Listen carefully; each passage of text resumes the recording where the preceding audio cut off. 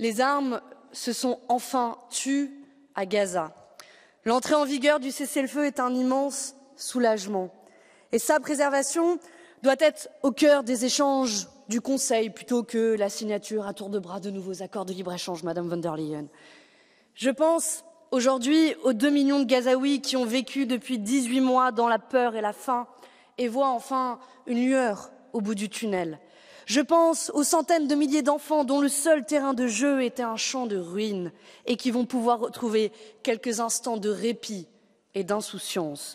Je pense aux otages israéliens et aux prisonniers palestiniens qui vont enfin retrouver leurs proches et la liberté. Mais l'espoir précaire qui se lève garde un goût amer, car trop de temps a été perdu. Au moins 46 000 civils ont déjà été massacrés sous les bombes israéliennes. Ces femmes, ces hommes, ces enfants ont été abandonnés par l'Union européenne, qui n'a pas seulement été impuissante, mais complice du martyre des Palestiniens. Madame von der Leyen, Monsieur Costa, combien de vies auraient pu être sauvées si les États européens n'avaient pas été si lâches, s'ils avaient cessé d'envoyer des armes à Benjamin Netanyahou, si l'Union européenne avait suspendu son accord d'association avec Israël. Madame von der Leyen, vous n'avez rien fait pour arrêter la guerre, mais vous pouvez encore agir pour établir la paix.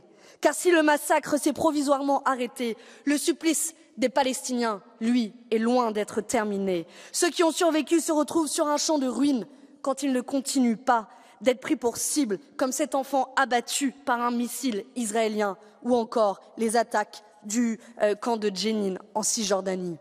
En 1 an et demi, tout un territoire a été rasé, sa population affamée et massacrée, l'aide humanitaire bloquée, les hôpitaux délibérément détruits par un gouvernement génocidaire d'extrême droite dont le chef est sous mandat d'arrêt de la Cour pénale internationale. Alors oui, l'Union européenne doit le dire clairement, les criminels de guerre doivent être jugés, la colonisation illégale des territoires palestiniens doit cesser et enfin un État palestinien souverain doit être créé. Madame von der Leyen, vous ne pouvez racheter votre inaction coupable pendant le génocide, mais vous avez le devoir, à minima, de tout faire pour protéger les survivants et offrir une promesse d'avenir aux enfants de Gaza. Alors aujourd'hui, pour conclure, je pense à ces mots du poète palestinien Mahmoud Mahoul. Je dois écouter les oiseaux. Et pour écouter les oiseaux, il faut que cesse le bruit des bombardiers, qu'il cesse à tout jamais, pour qu'enfin la Palestine retrouve sa liberté. Je vous remercie.